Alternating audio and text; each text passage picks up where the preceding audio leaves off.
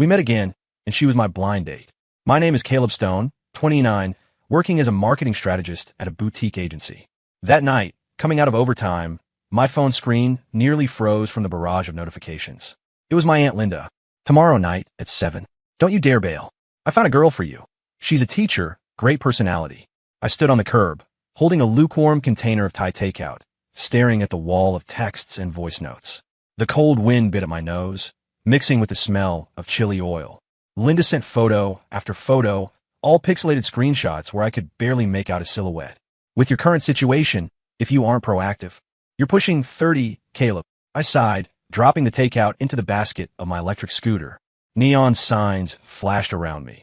Everyone was rushing somewhere, and I was the only one being rushed into love. The next evening, I worked a full day as usual. At 5:30, a colleague dragged me into a meeting, so I didn't sprint out of the office until 6:40. The coffee shop was right next to the subway station, its glass doors reflecting the streetlights. When I pushed inside, my heart was hammering like I just run a 5K. The shop was playing soft jazz, the air heavy with the scent of roasted beans and sweet cream. I ducked my head and texted Linda, "I'm here." A server walked over. "Table for one, sir." I shook my head, waiting for someone. 7 o'clock. A date. The server paused, then smiled. "Grab a seat by the window, then." I chose a spot looking out at the street, placed my phone on the table, and unconsciously tapped my knuckles against the wood. Outside, the evening rush was in full swing. It was pitch black, and the steam from a hot dog cart on the corner rose in white plumes. I checked the time, 7:05 p.m. Aunt Linda sent another voice note. "She's busy with school stuff. A little lateness is normal." I typed back, "Okay," feeling strangely calm. I wasn't excited, nor was I dreading it. Dating as an adult is mostly just taking your resume offline to see if you have the patience to talk a second time. When the bell above the door chimed, I looked up instinctively. A woman stood in the entrance, tucking a strand of hair behind her ear. High ponytail, white blouse, dark midi skirt, and pristine sneakers. Her skin was pale, and under the entryway lights, she looked clean and sharp. My first thought was simply, she looks good. Not the over-filtered Instagram look, but comfortable.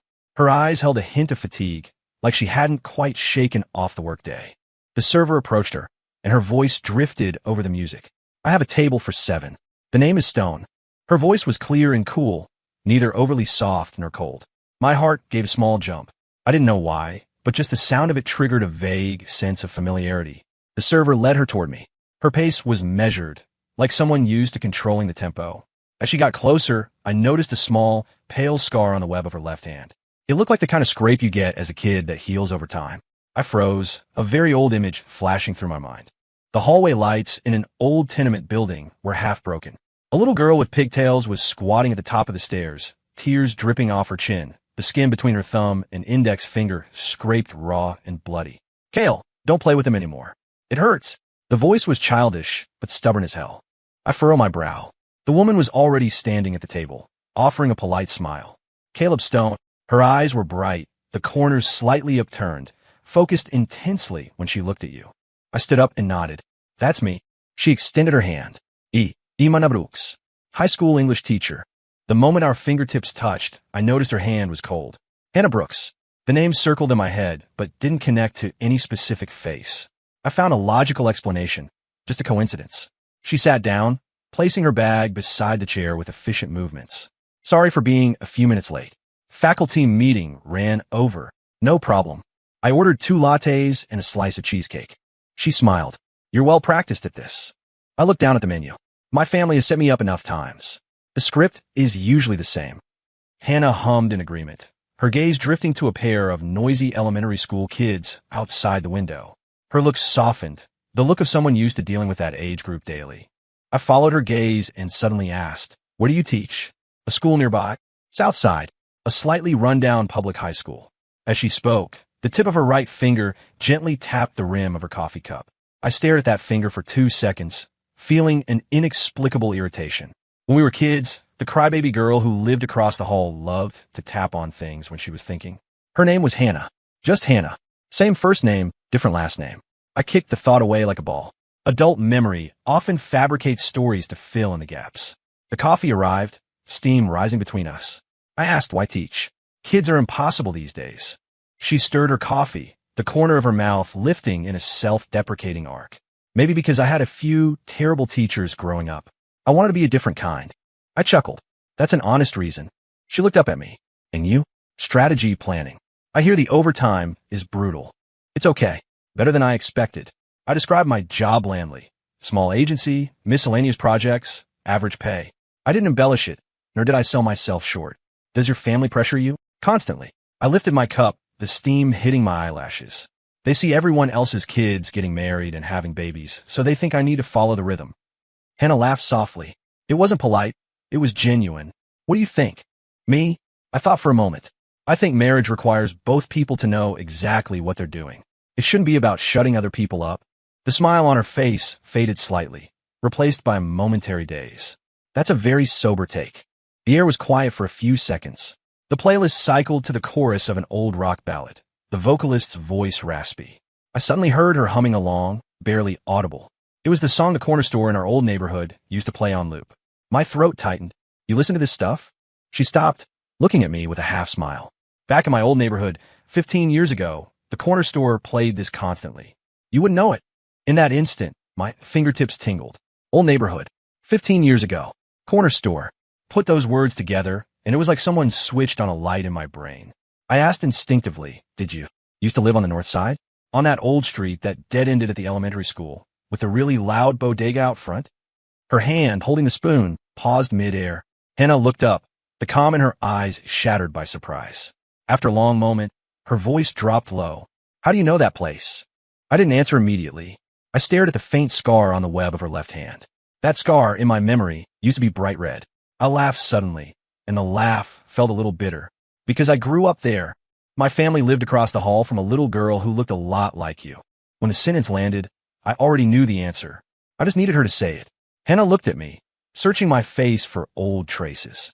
She stared for a long time, then whispered one word. Kale. Hearing. Kale. Made my back stiffen. No one had called me that in years. My college friends called me Caleb, my colleagues called me Stone or Cal, but only at the end of that old street. In that stairwell, would someone yell up the stairs, Kale, come down and play ball. I gripped the handle of my coffee cup and smiled. You remember that nickname? Hannah looked at me, her eyes brightening degree by degree. You're really that Caleb Stone? She leaned forward slightly, her voice hushed as if afraid to disturb something. In that moment, I almost wanted to dodge.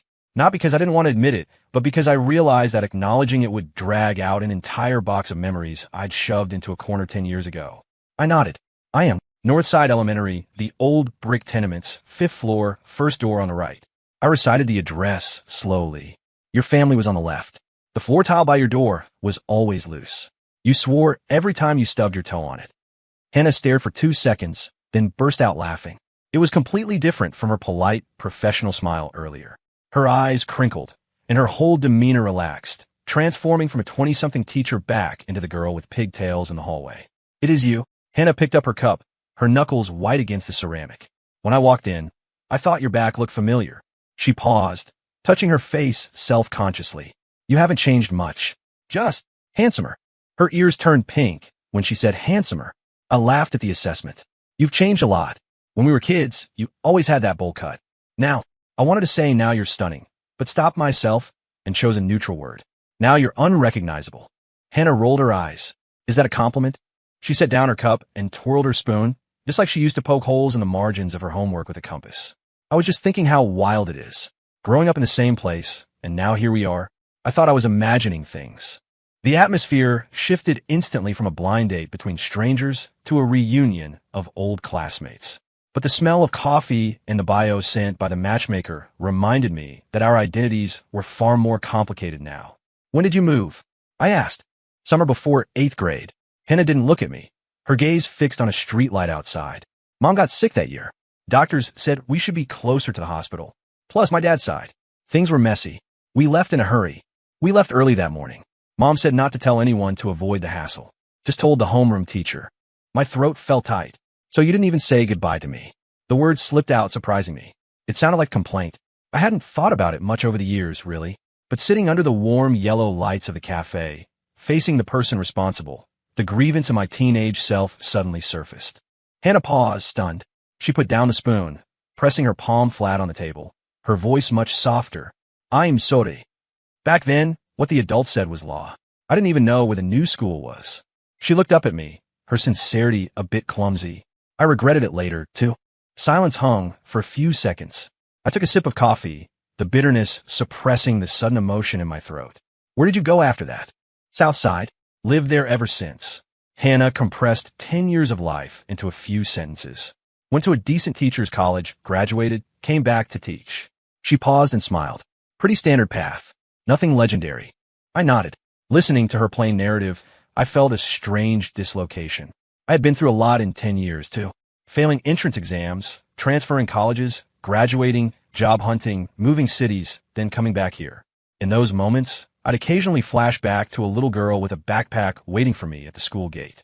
But I never imagined that 10 years later, our first reunion would be at a blind date table. And you? Hannah asked suddenly. I saw on the sheet that you studied marketing. She tapped the paper on the table lightly.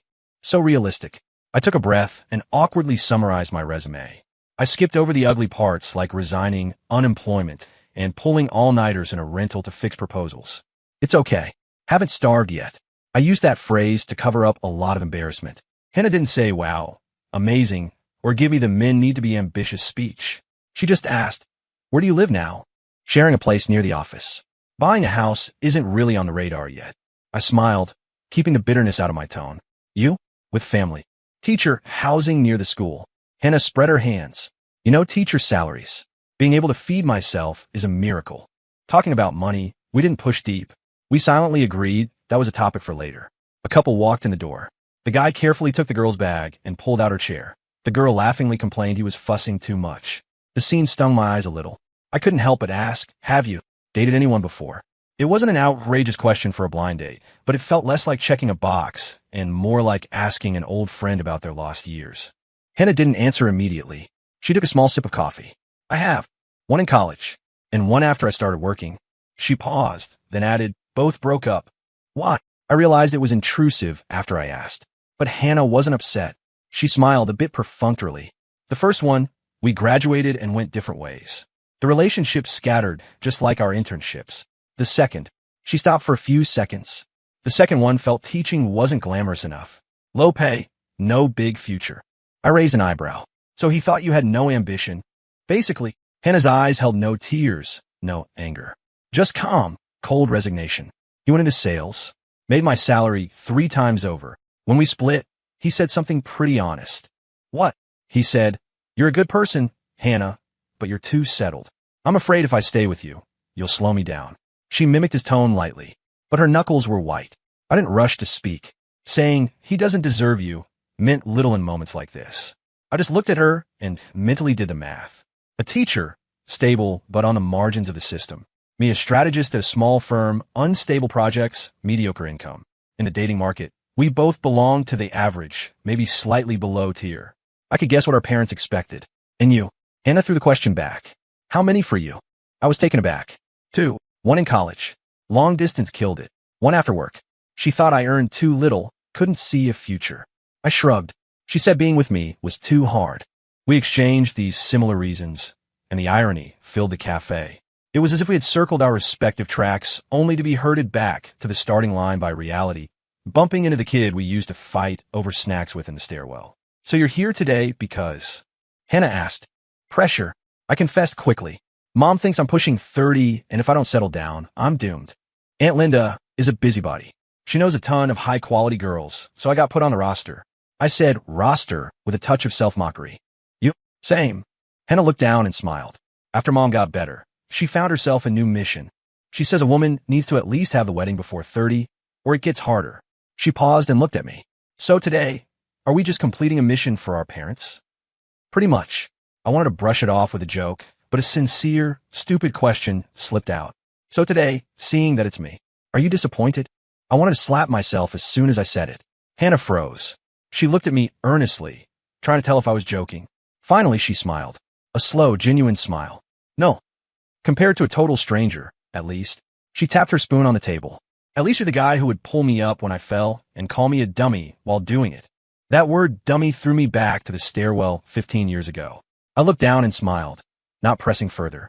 My phone buzzed on the table. Aunt Linda. Did you meet her? How is she?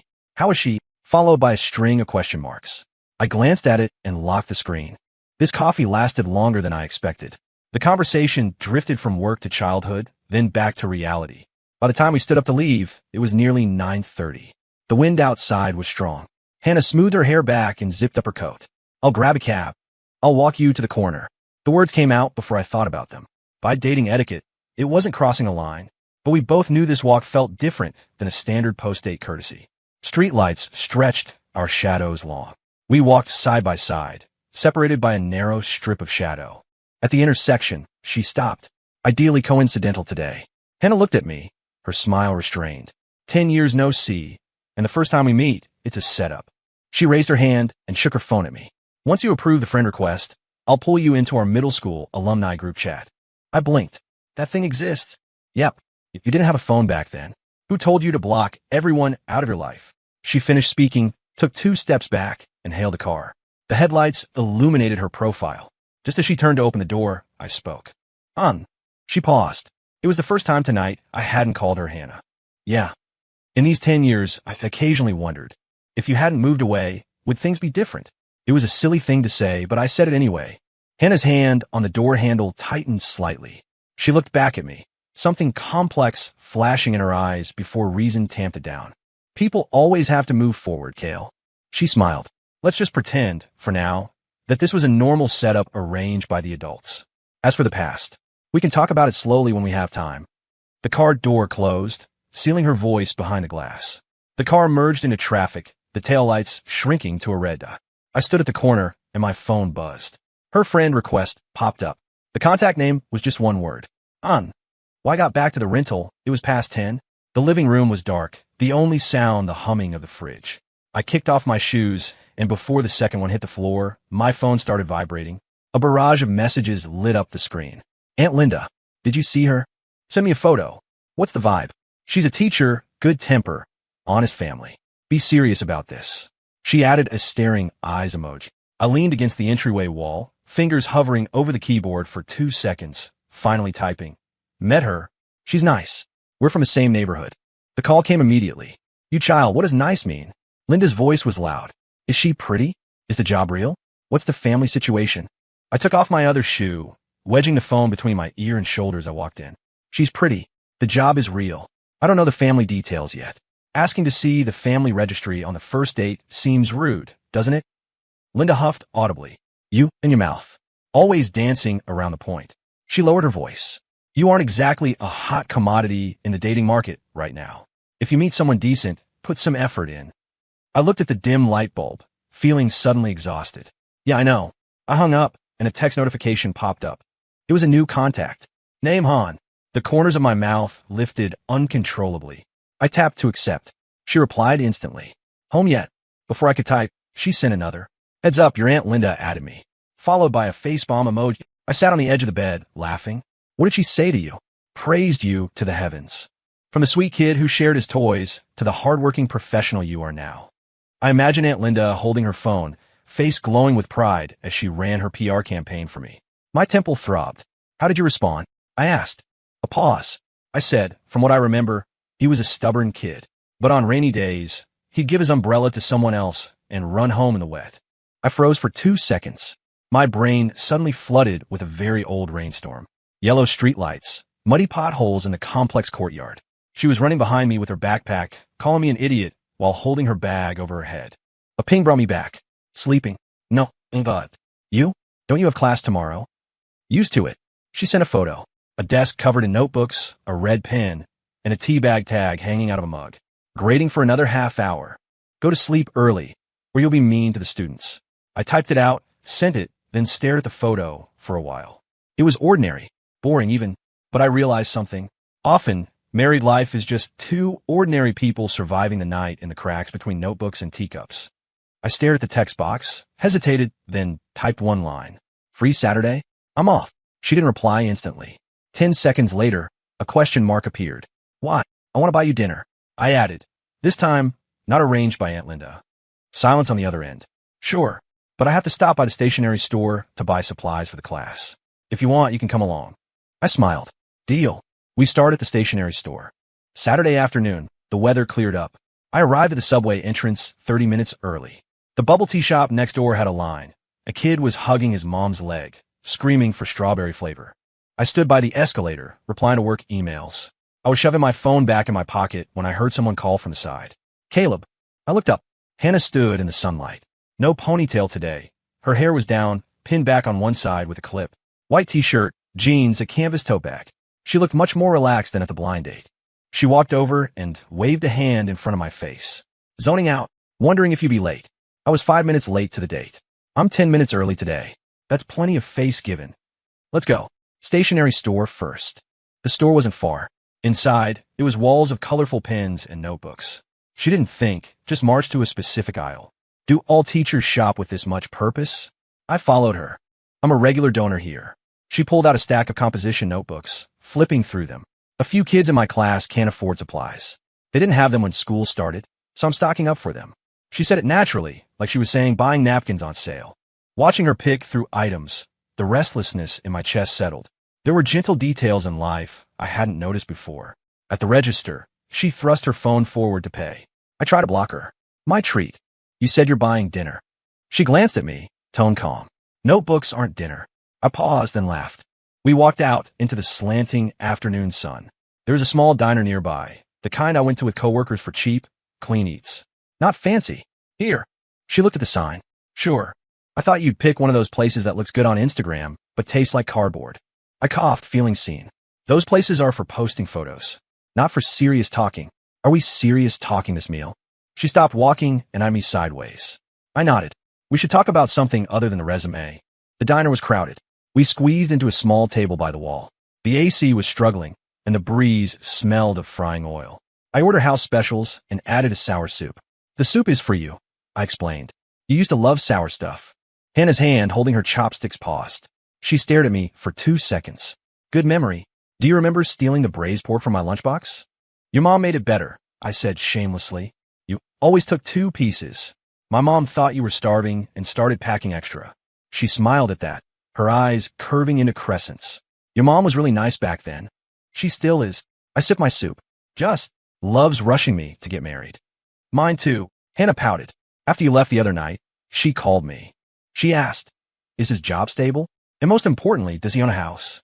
She mimicked her mother, exaggerating the tone. My chopsticks froze in midair. What did you say? I said I didn't know. First meeting, couldn't exactly ask for a deed. She looked up at me. So, she made me promise to ask clearly today. She put down her chopsticks and tapped the edge of the table. So, I'm asking. She looked at me, dead serious. Do you own a house? The air went silent. Someone at the next table was shouting about a game. A waiter squeezed past with dishes, the smell of grease rising. My palms sweat. I'd faced this question many times. Some asked vaguely, where do you live? Others were direct. House and car. I was used to blurring the truth. Working on it. Close to the goal. Depends on the timing. None were lies, but none were honest. But now, Hannah was sitting opposite me. The girl who grabbed snacks with me in the hallway. I didn't want to spin it. No. I looked up, meeting her gaze. I don't. I have some savings. Enough for a down payment on a small condo. Maybe, but still a bit short. I don't want to borrow a mountain of cash just to get married on someone else's timeline. I'm afraid I'll drown in the debt. My throat felt dry, saying it. It didn't sound dignified. It sounded like admitting, I'm mediocre. Hannah listened quietly. No interruption, no front. She just looked down, tapping her chopstick against her bowl. So what's the plan? She looked up. Do you want to buy eventually? Yes. I answered quickly.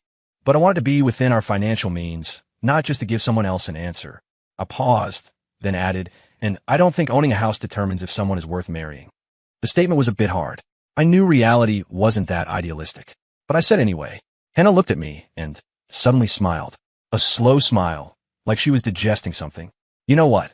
The guy before, the one who said I'd slow him down, he swore on the first date he'd buy a house within a year. She took a sip of water, and a year later, he did. But my name wasn't on the deed. I was stunned. She hadn't mentioned this detail at the coffee shop. Every new detail helped me understand where her calm coldness came from. He told me we could add it after we got married. But by then, I didn't want to wait. She looked up, her gaze flat. Not because of the name on the house, because when he made decisions, he never viewed me as a partner to shoulder life with. Just someone to mention in passing. Someone to tag along. She paused, setting down the glass. So asking you about the house wasn't about getting a respectable answer. I want to see if you'd start spinning circles again. She blinked at me. Turns out, You're pretty honest. I didn't speak. The tightness in my chest loosened. What about you? I asked. What's your take? Hannah thought for a moment. I don't expect someone to suddenly hit the jackpot and hand me a penthouse. I have hands. I have a job. I care about whether the person is willing to walk forward with me and not collapse first when reality hits. She emphasized not collapse first. As for a house, when we have one, we live in it. If not, we rent. She spread her hands. I'm not a kid. I know life isn't a TV show. Her words shook me. We preach clarity and sobriety, yet we dance around the key issues. Today, for the first time, we both laid our most vulnerable cards on the table. Then, I looked at her. If there is a future for us, on the housing issue, I will do my best. But I might not be able to give you a fast, impressive answer. If you feel shortchanged, you can pass on me right now. I used the word pass a bit self-mockingly. Hannah laughed. Looking for an exit strategy, Kale? She tapped her bowl. Just like when you lost a ball and cursed yourself out first, saying I suck anyway. I coughed. Occupational hazard. Then I'll share an occupational hazard. She put down her chopsticks and looked straight at me. When English teachers grade essays, there's a scoring criteria called sincerity.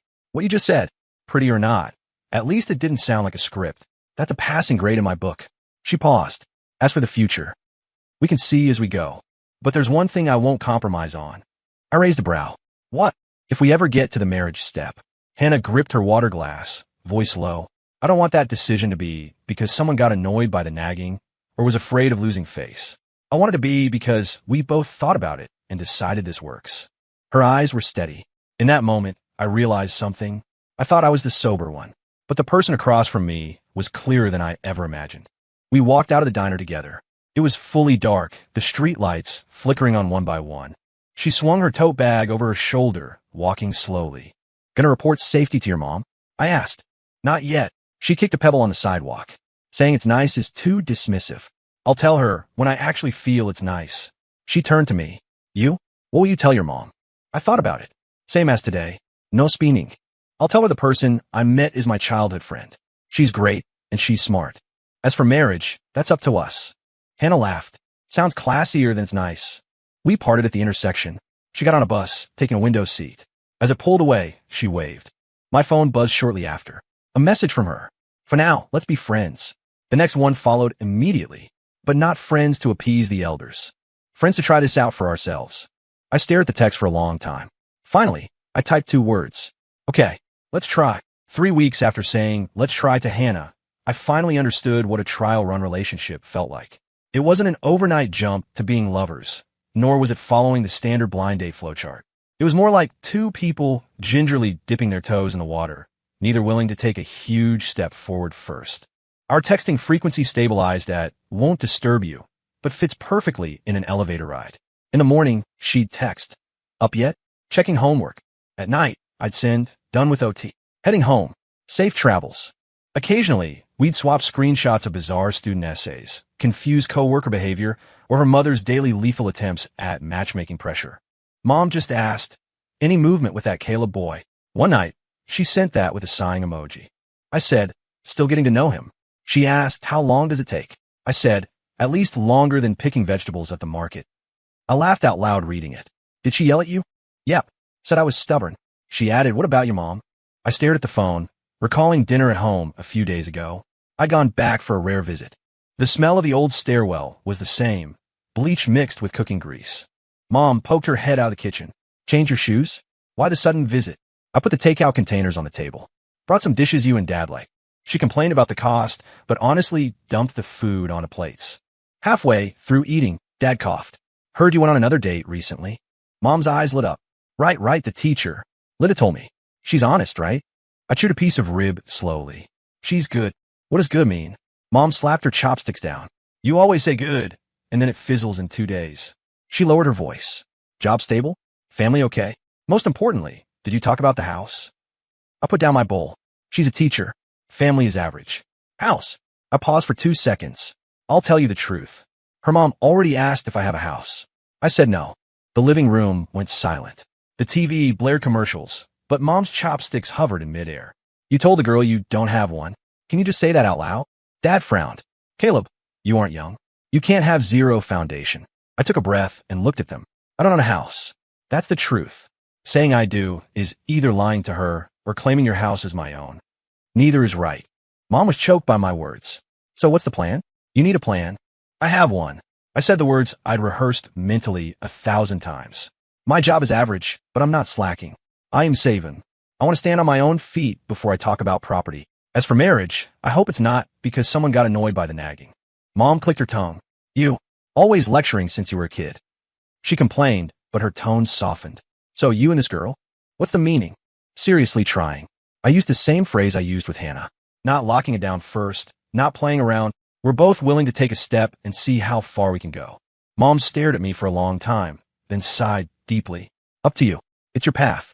Don't regret it. My stomach felt tight after that meal. Back in the rental, I replied to Hannah. My mom's attitude, verbally disgusted, practically accepting, followed by a snickering emoji. She replied instantly. Sounds better than mine. The turning point came on a Friday night. My college buddy was getting married. The venue was a hotel on the outskirts of the city. The groom tagged everyone in the group chat. Boys, better bring a +1, or it's going to be a sad scene. The chat filled with wails of can't. Does my dog count? The groom DM'd me separately. Aren't you dating? Bring her. Let's meet. I stared at the message for minutes. I knew bringing someone was a statement. I asked myself, do I dare introduce Hannah openly to a crowd of classmates and elders, admitting we were trying to make this work? After agonizing, I opened her chat. Next Saturday, college friend's wedding. You want me to bring a special guest? Are you free? The silence on the other end was long.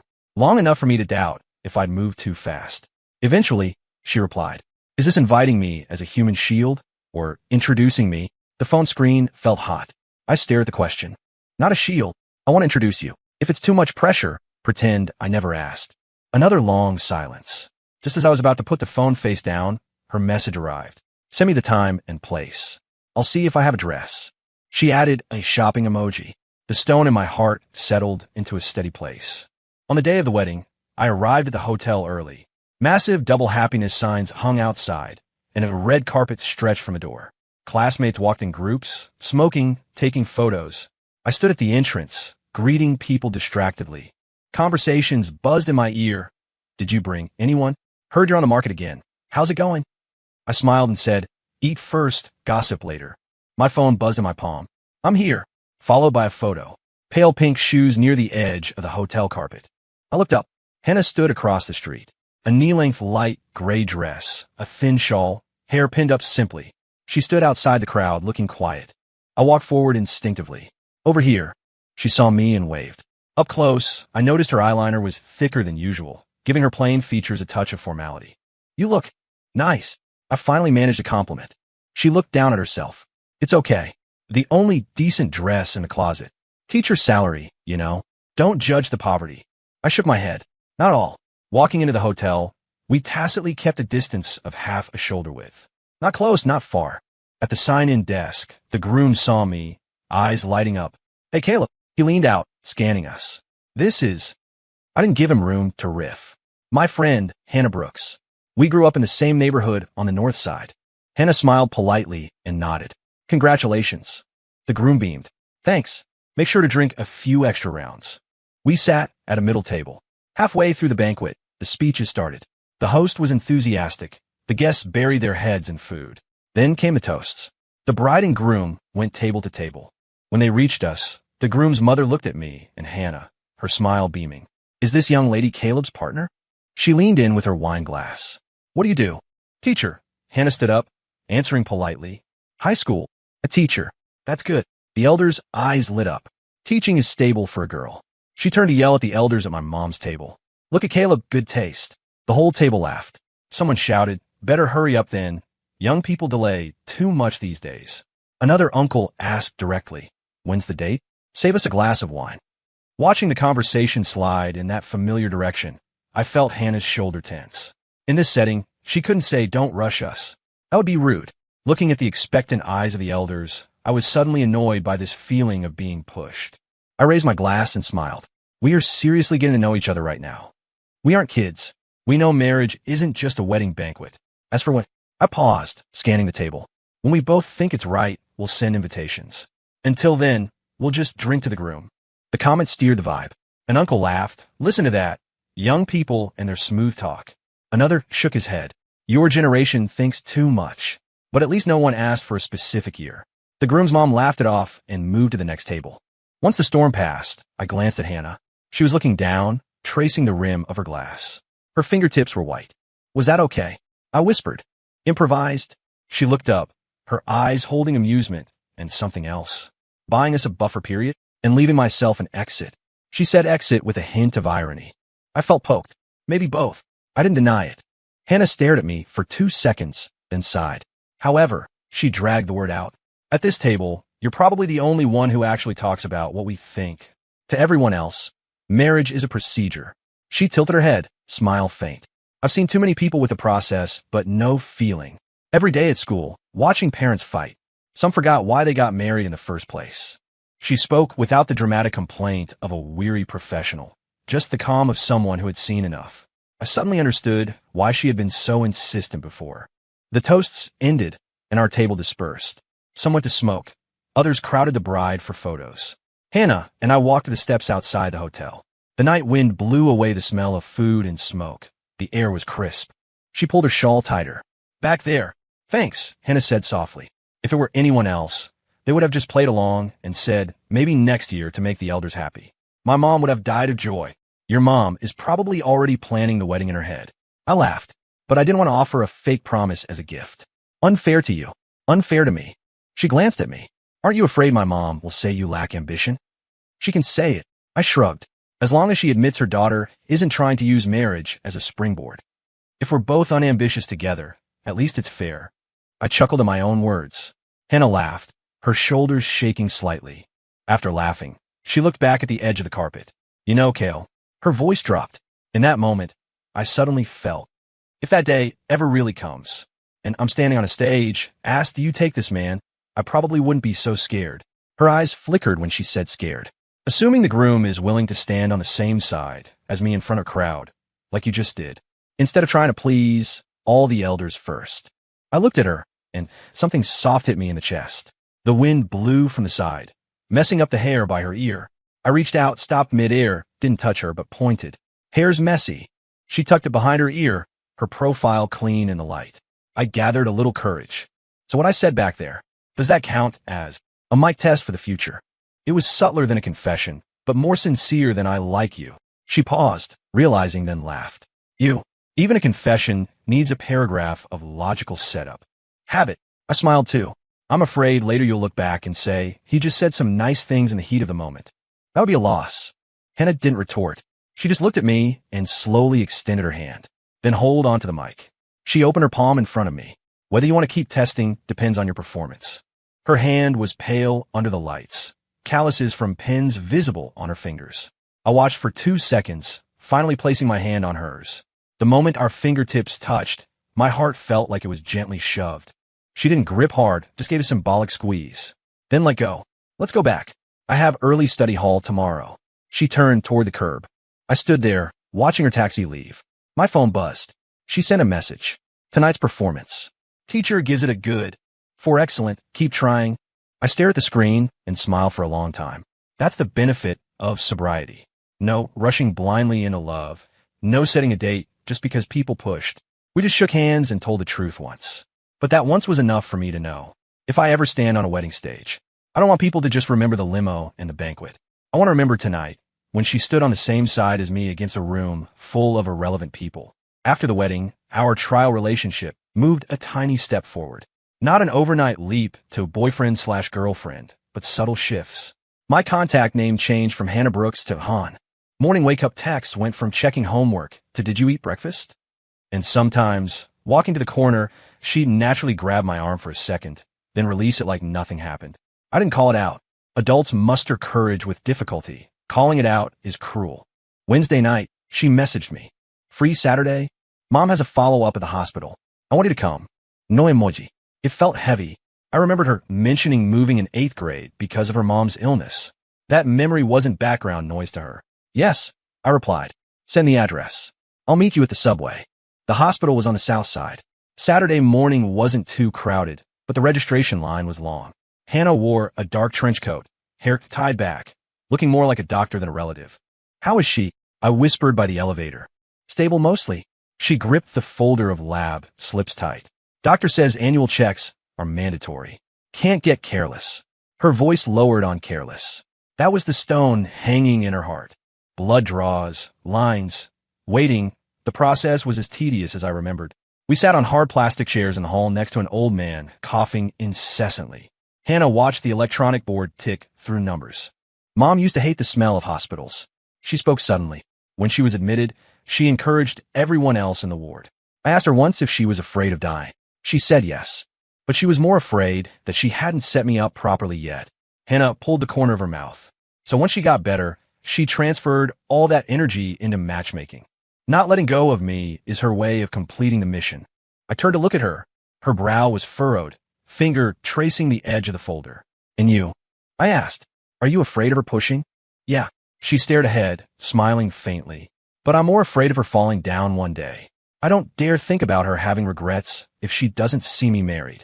I didn't press. Asking more in a hospital corridor only hurts. I just gently touched the back of her hand. Let's pray for good results today. The rest can wait.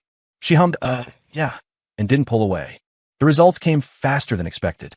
The doctor flipped through the scans and previous records. Compared to last year, stable. The tone wasn't cheerful, but not tense. Keep taking the meds, come back on time. No late nights, no stress. I saw Hannah's shoulders drop, like half the weight had been lifted. Outside the office, she clutched the papers and exhaled long. Thank God. She looked up. Otherwise, I might have cried right here. I'm on tissue duty, I said. And keeping the papers safe. If your mom saw you collapse first, she'd yell at you before comforting you. Hannah glared at me. You know too much. She paused. Thanks for coming. I'll treat you to a fancy lunch as thanks. I started to joke, but she shook her head. Lunch at my place. I froze. Mom said she wants to meet you. She looked at me, expression complex. She said since you're at the hospital, might as well come home for a meal. She loves might as well. My heart thumped. Meeting the parent. Even if it was just stopping by, the implication was heavier than the hand-holding in the hallway. If you don't want to, I can make an excuse, she said earnestly. Like unexpected overtime. I thought for 2 seconds. Your mom just got checked.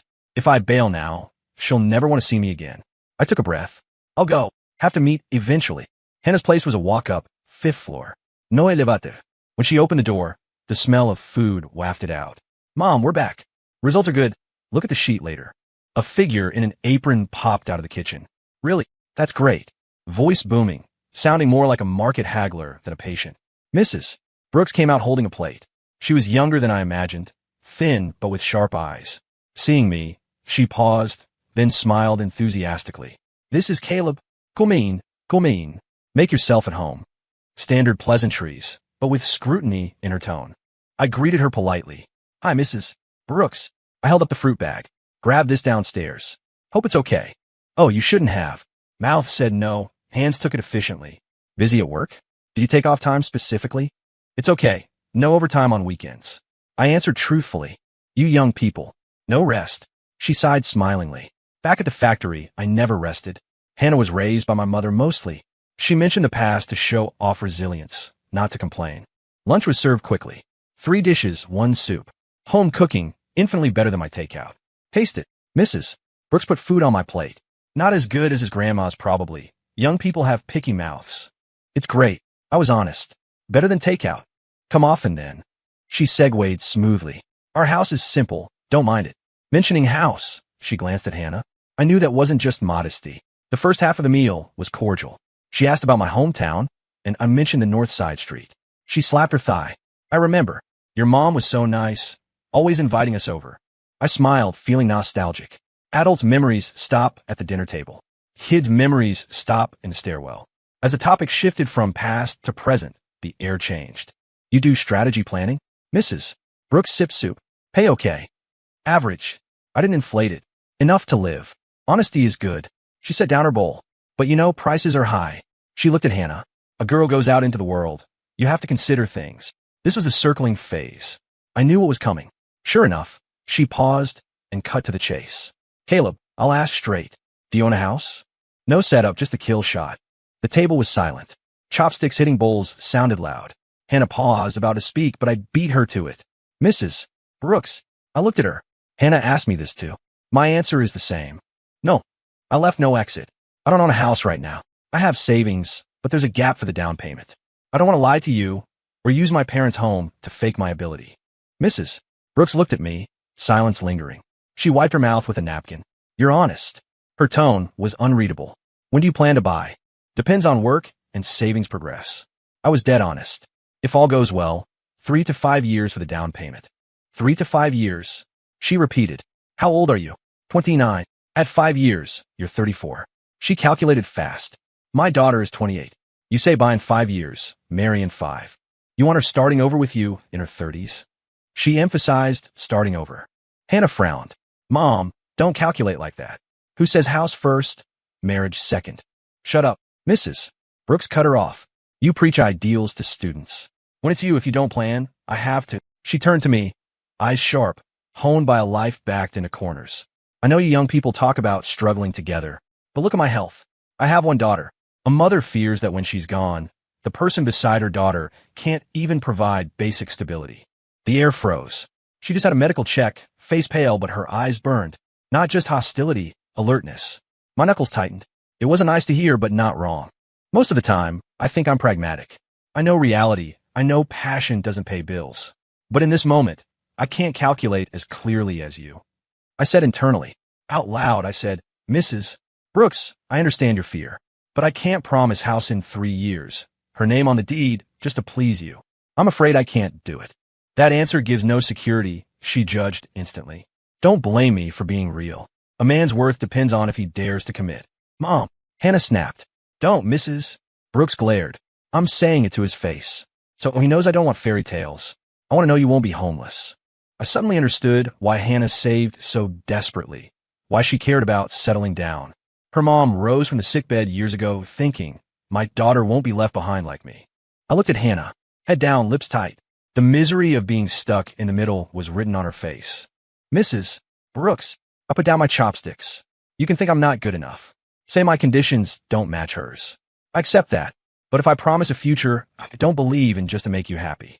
I might take that resentment out on her later. I paused. That is where real insecurity starts. The table was silent. You could hear the clock ticking. Mrs. Brooks looked at me, her gaze wavering for a second. That mouth, she sighed, just like your mother's. Smooth, but smooth talk needs results. She stood up, dumping dishes in the sink. You talk. I'll be in the kitchen. The door slammed, cutting off the grease smell and the harsh words. The living room felt empty. I exhaled. Saw the... Hannah spoke first. She talks like that. Habit. Don't take it to heart.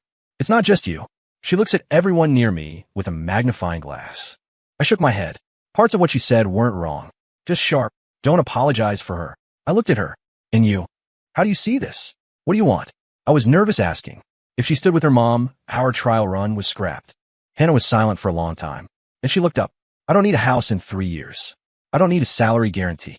I need to know that when my mom says those things, you don't just fawn, and you don't just blindly promise. Her voice was raspy. I can't control her fears. I can only choose what I won't regret. If she still thinks you're unworthy and stops me, I hope, by then, I'm arguing with her because I believe in you, not because of a house. She smiled. Sound unfilial? Sound sober, I corrected. And hard to do. My chest felt lighter. We were on the same line. Not fighting her mom, but carving out space in her reality for us. She was right about one thing, though. I thought, need to afford rent. I'll work on that. You said you'd watch my performance? Consider today my final exam question. Probably just a passing grade. Hannah laughed. You still joke. Good mental resilience. She cleared the table, sticking the medical report on the fridge. I'll give you a midterm assignment. What? For the next year. She turned, eyes calm and serious. You organize your work and life. I'll organize my savings and plans.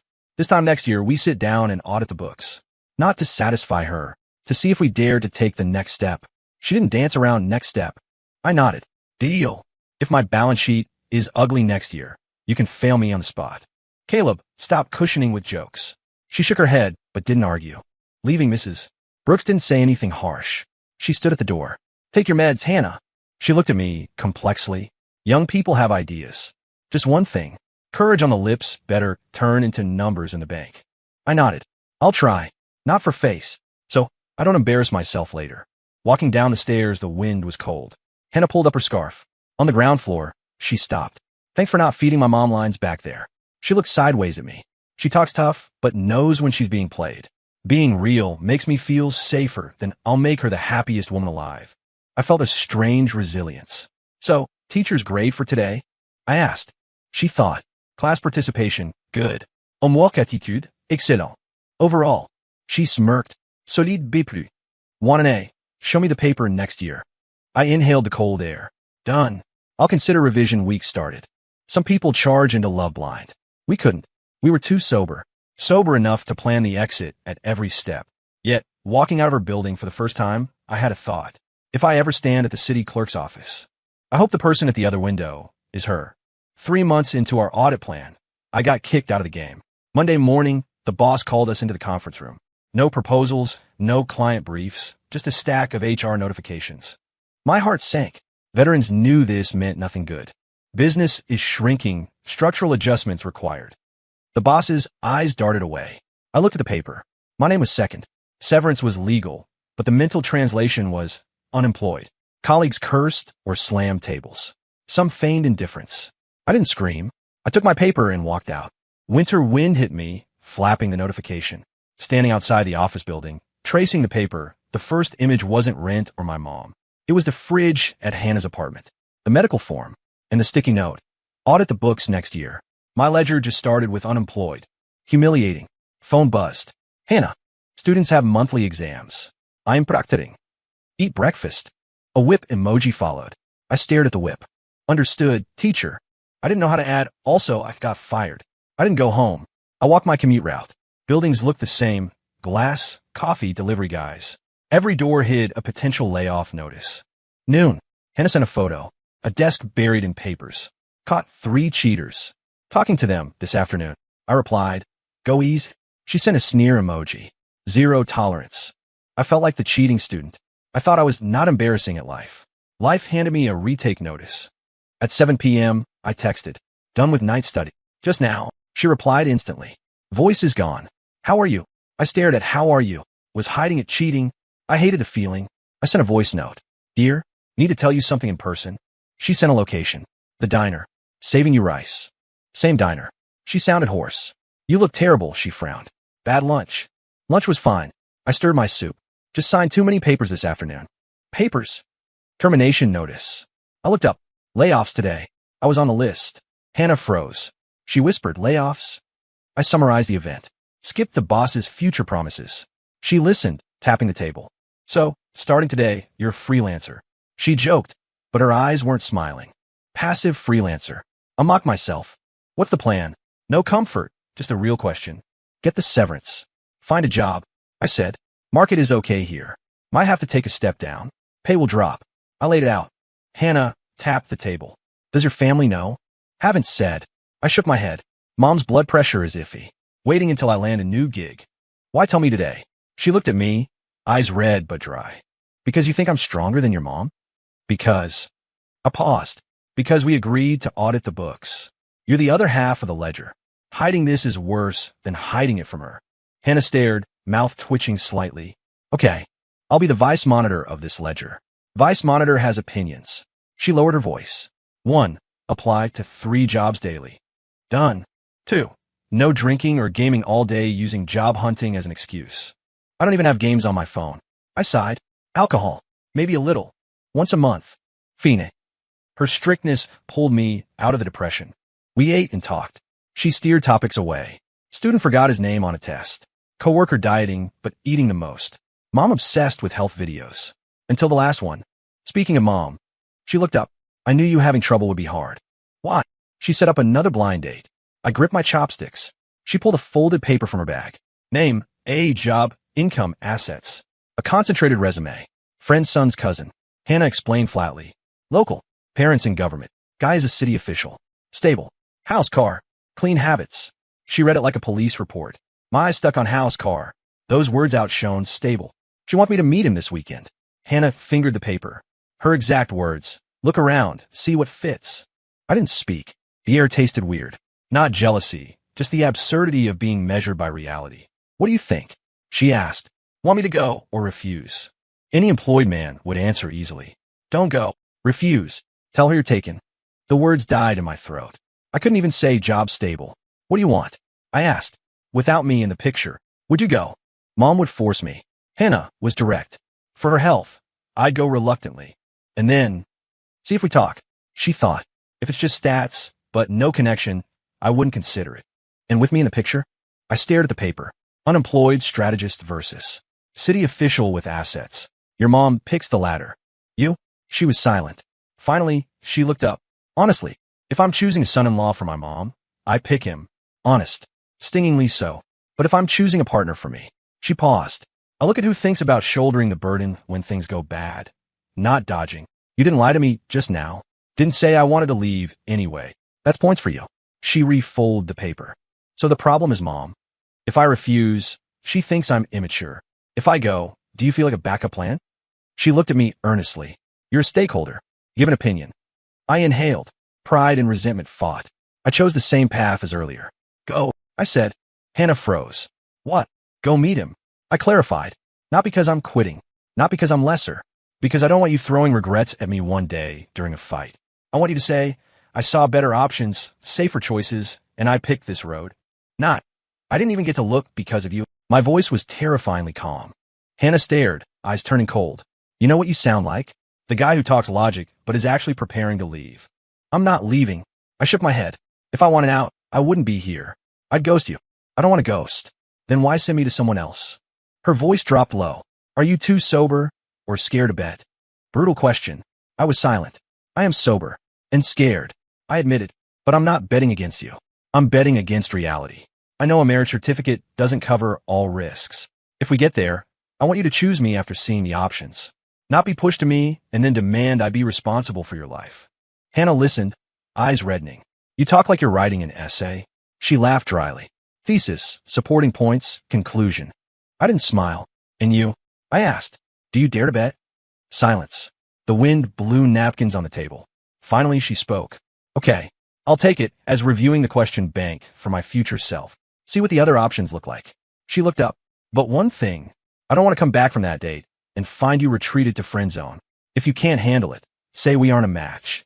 Don't use this clever way to keep the moral high ground. She grabbed her bag. Mom needs meds. Done for today.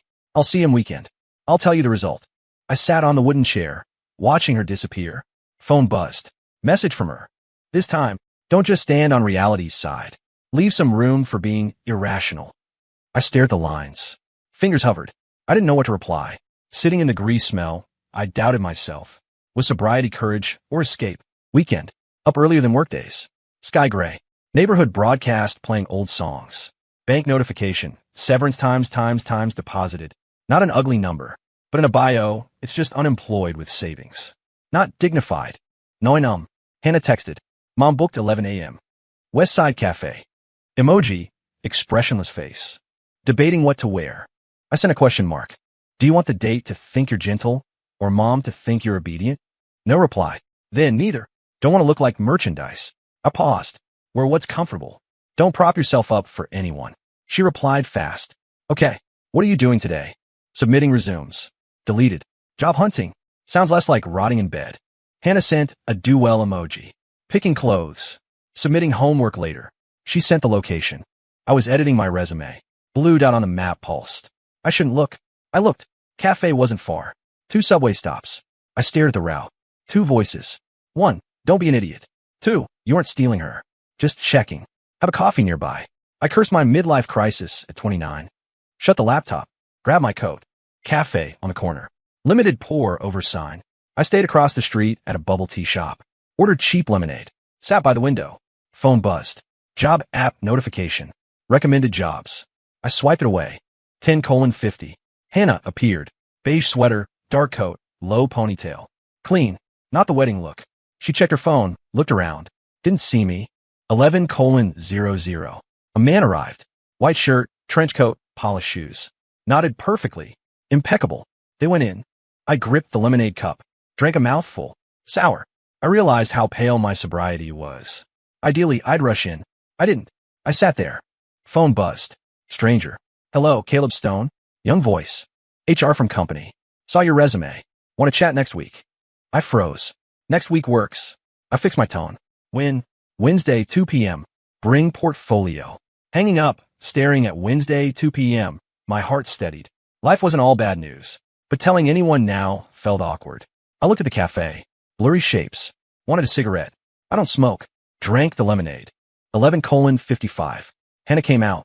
Alone. Stood at the door. Exhaled. Pulled up her scarf. Typed. My phone buzzed. Done. 2 words. I sat for 2 seconds, finished the drink, walked out. Corner wind was strong. She turned. Eyes locked. She froze. Why are you here? She glared. Stalking me. Passing by. Elite. Shop nearby is hiring. Weak lie. Hannah looked at me coolly. Too lazy to even fake being sober. Didn't want to be sober today. I admitted. Your mom wants me sober. You want me sober. I need half a day off. She choked, then smirked. Fine. I'll assume you came to make yourself miserable. She pointed to a small plaza. Stone benches. Let's go there. You can pour your heart out. We sat. Wind blew leaves. She rubbed her hands. What do you want to ask? Overall experience or his score? Both. Mom's version first. She rested her chin on her hand. He's handsome, stable job, house, car, polite. Basically every pro on a sheet. I said nothing.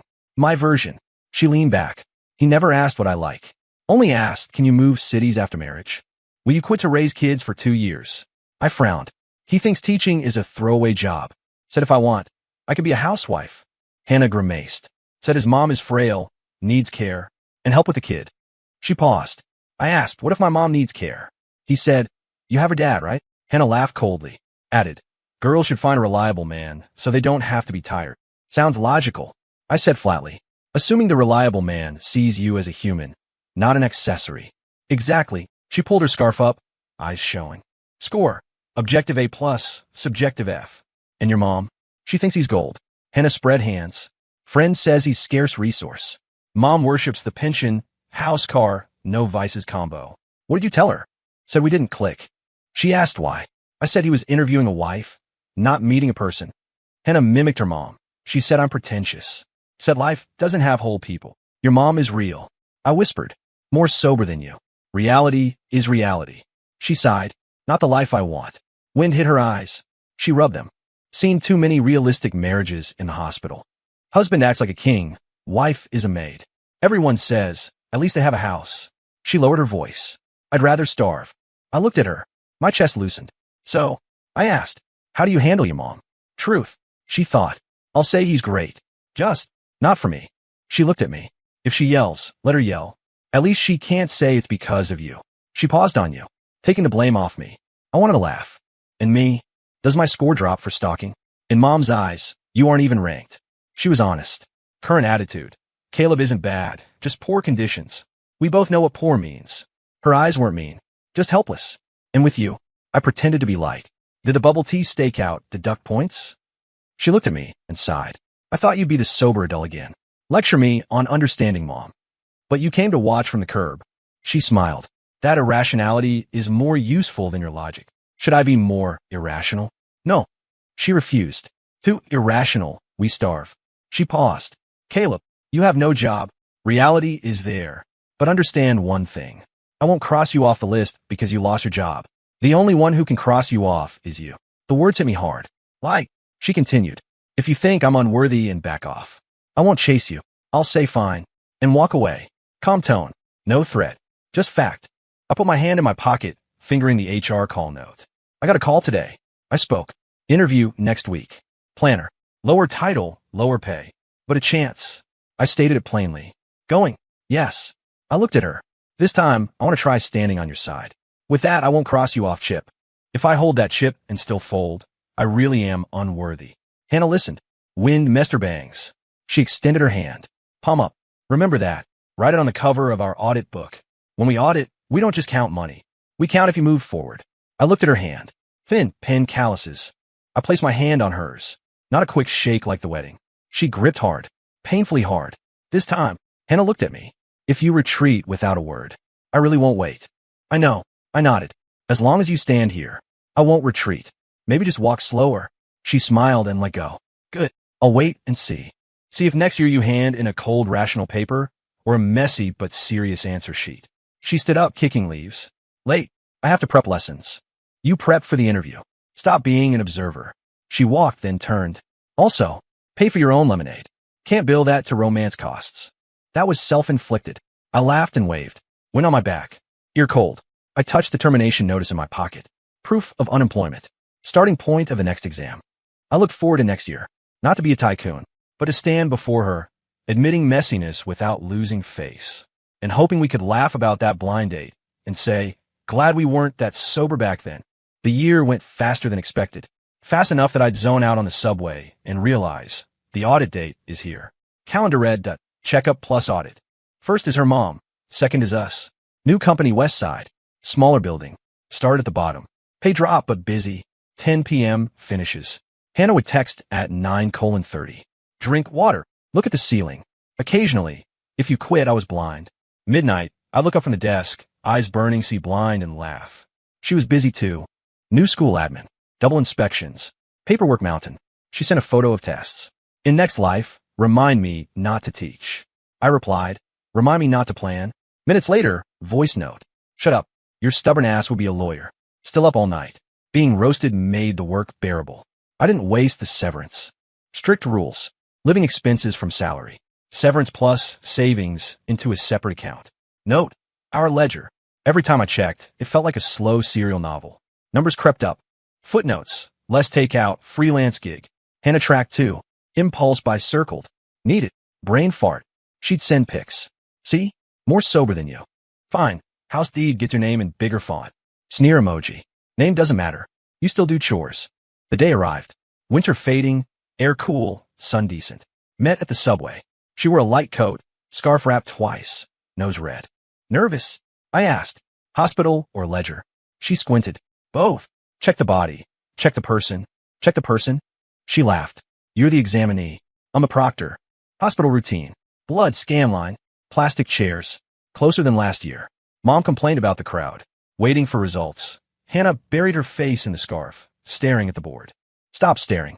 I whispered. Won't make it faster. What else? She mumbled. Count my breaths. Don't be gross. She elbowed me lightly. Results came. Stable. Slightly better. Doctor mumbled through mask. Keep it up. No phone at night. Mom nodded. I'll take her phone. Doctor smiled. I meant you. Leaving, Hannah collapsed in the chair. Mom scolded posture, but her eyes were light. I looked at the new sheet. Stone moved. Lunch at her place. Same food. Fridge had a new sheet next to the old one. Sticky note between continue. I smiled. Better than school slogans. Duh. Mom yelled from kitchen. Don't talk nonsense. Sitting there, listening to them bicker, I felt a concrete future. If I married her, this noise plus bills. Halfway through lunch, Mrs. Brooks put down chopsticks. Caleb, you said audit today? I swallowed. Yes. Pulled out a notebook. Black cover, dog-eared. Income, expenses, savings. Ugly format, but safer than a phone. Hannah laughed. Old school. Mom wiped hands, opened it. First page, new job salary, severance. Following pages, monthly surplus. My face heated. Total. I inhaled. If we look at average down payments, still a big gap. Not small. Big. I admitted. Why show me? Mrs. Brooks looked up. Numbers aren't there. What's the point? Because you said, courage on lips needs numbers in the bank. I can't make the number perfect yet, but I can show the process. So you know I'm doing something. Not just saying I'll try. She stared, then flipped pages. Hannah touched my arm. My book. It's in your room. I looked once. Decided to cut my snack budget. She rolled eyes. You envy student snacks. Mrs. Brooks closed the book. Save double what you used to? About. Used to spend carelessly. Now I know what I'm doing. 3 more years. She tapped the book. At this pace. Enough for a small place. Location might be far. I said. Small. But yes. With emergency fund. She paused. When do you plan to marry? The question. Hannah put down chopsticks. I want to wait until this checkup is clear. Mom, listen. She turned to her mother. No fancy wedding. Don't blow his savings on a banquet. Certificate first. Simple dinner. Don't run an exhibition. Mom stared. You used to say girls need a grand wedding. That was before. Hannah's voice was steady. I didn't know what marriage was for. Now I know. I want a partner to count pennies with. Not a fireworks machine. She looked mature. Mrs. Brooks was silent. I expected yelling. She sighed. Your dad died early.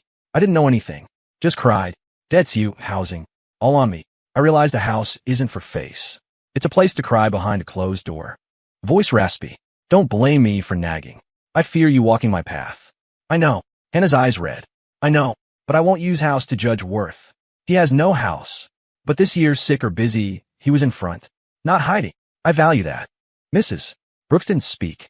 She tapped the notebook. You too. She spoke slowly. If you really want to be together, stop using sobriety as a shield. Being sober is fine. But you can't stand on the shore saying, I know how deep the water is forever. Someone has to get wet. I was stunned. She glanced at me. Your speech last year about not lying sounded okay, but sometimes you have to grit your teeth and figure it out. She pulled something from a drawer. Yellow bank book. Pushed it over. My savings. Retirement money.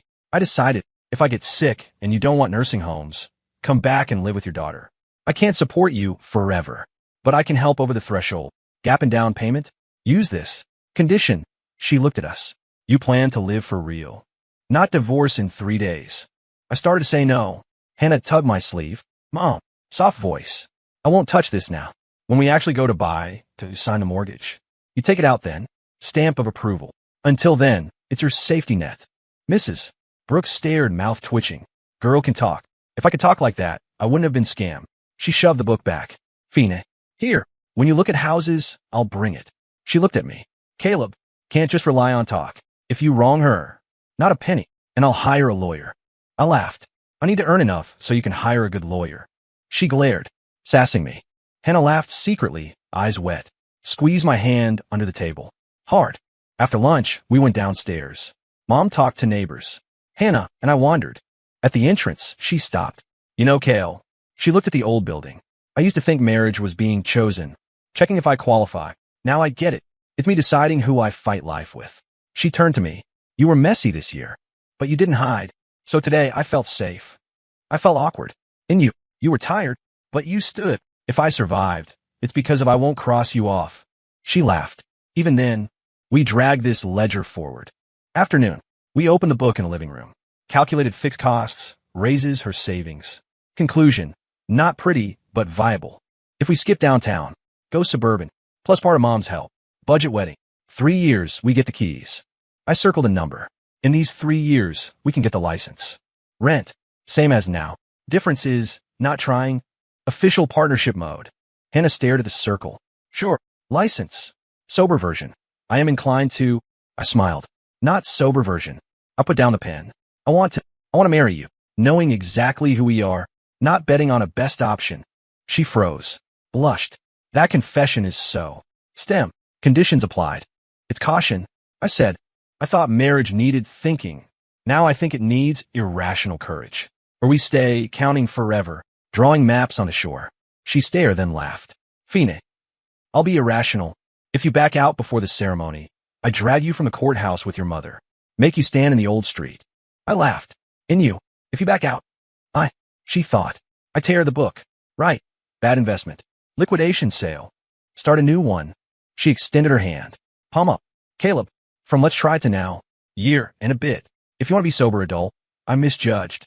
If you want to walk slow and tired with me, start today. Change. Let's try to this is it. This is it didn't sound like settling. It sounded like a decision. I placed my hand on hers. No big speech. Okay. This is it. That night, I deleted the calendar red dot. Calendar was white. I opened the notebook, wrote a line on the last page. 10 years after the neighbor moved, I finally recognized not her face, but in a pile of reality, I recognized the hand I want to hold.